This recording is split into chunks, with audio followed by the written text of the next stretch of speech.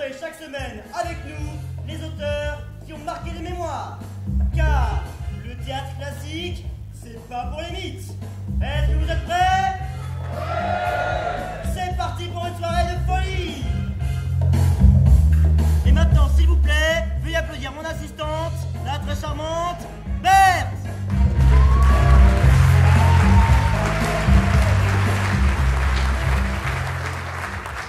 On peut dire que Berthe en connaît un rayon sur le théâtre. Pas vrai, Berthe?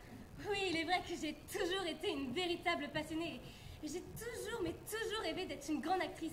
Enfin, mes parents s'y opposaient et du coup, c'était pas... D'accord, Berthe, votre histoire me touche beaucoup. Mais il est maintenant l'heure d'accueillir notre premier candidat, qui est une candidate.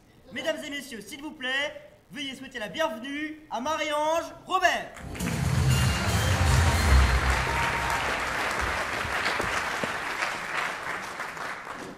Marie-Ange, vous êtes ingénieure en sciences théâtrales, tragicomiques et romanesques du XVe siècle, c'est bien cela? C'est exact. Pour faire simple, je suis qu'une passionnée éternaliste de la langue idiomatique antico-contemporaine, qui, cela étant, n'est autre qu'une mise en avis dialectique de la ressource artistique et moment théâtral, n'est-ce pas, du XVe siècle? Merci Marie-Ange. Nous accueillons tout de suite notre deuxième candidate. Mesdames et messieurs, s'il vous plaît, veuillez applaudir Véronique François.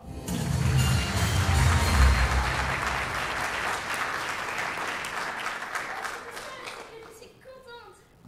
Je suis tellement heureuse d'être ici.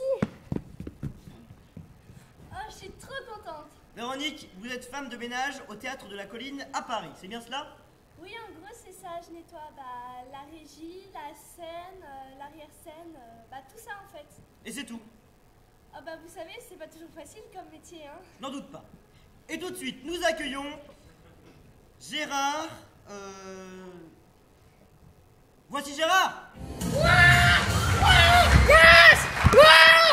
Je vais gagner! Je vais gagner! Ouais! Ouais! Yes! Gérard, quant à vous, vous êtes... Mais ça alors, Gérard? Vous êtes fossoyeur? Ouais. Et sinon, comment vous sentez-vous? Est-ce que vous êtes en forme? Ouais, ça va, je suis en forme. J'ai eu quelques petits problèmes de thunes la semaine dernière, si vous voyez ce que je veux dire. Donc un petit million, ça pourrait m'aider, quoi. Et oh, je voudrais faire une big dédicace à ma mère. Hé maman, je passe à la télé! Bien. Maintenant que les présentations sont faites, nous allons pouvoir passer aux questions. Première question.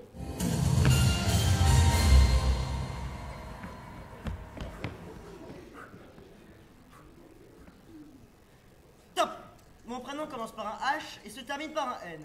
J'interviens dans une pièce de théâtre écrite au XVIIe siècle, dont le nom commence par un L apostrophe et se termine par un E. Je suis... Enfin, c'est enfantin, voyons. Je suis Harpagon et je prends vie dans la pièce d'Avare de Molière. Bravo Marie-Ange, vous marquez le premier point. Berthe, pouvez-vous nous parler un peu plus de l'Avare, s'il vous plaît, cette célèbre pièce de Molière? Bien entendu. L'Avare est une comédie de Molière en 5 actes, comportant respectivement 5, 5, 9, 7 et 6 scènes. Écrite en prose, elle a été jouée pour la première fois au théâtre du Palais Royal. Elle est aussi dans... Merci Berthe. Joe, les images, s'il vous plaît. Au voleur! Au voleur! À l'assassin! Au meurtrier! Justice! Juste ciel! Je suis perdu. Je suis assassiné. On m'a dérobé mon argent. Qui peut s'être? Où est-il? Où se cache-t-il? Que faire-je pour le retrouver? Ou courir ou ne pas courir? N'est-il point là? N'est-il point ici? Qui est-ce? Mon argent, coquin! C'est moi. Mon esprit est troublé. J'ignore qui je suis, ce que je fais et où je suis. Hélas! Mon pauvre argent! Mon cher ami! Mon pauvre argent!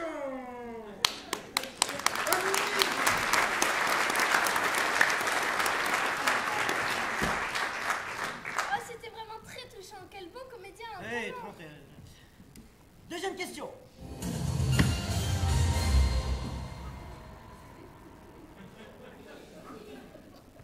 direct sur D8. Allez, top.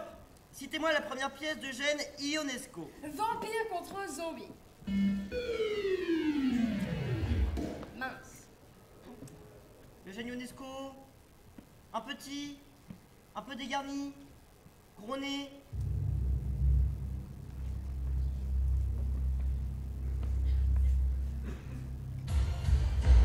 Ah, où avais-je la tête? La cantatrice chauve. Bravo Marie-Ange, un deuxième point.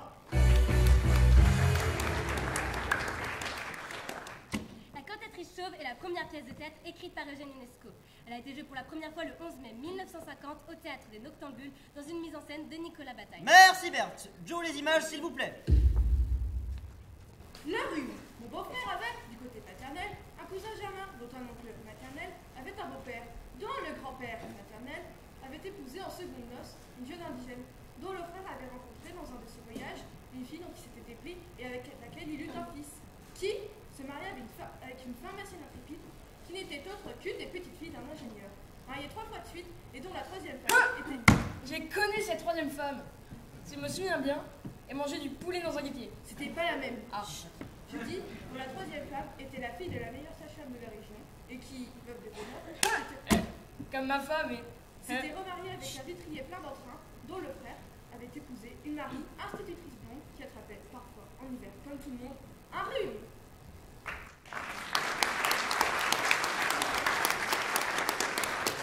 Quelle écriture, quelle poésie! Les amis, c'est sur cet extrait que nous allons marquer une courte page de réclame. Nous revenons dans quelques instants. Et surtout, n'oubliez pas, le théâtre classique. C'est pas pour les mythes. À tout à l'heure.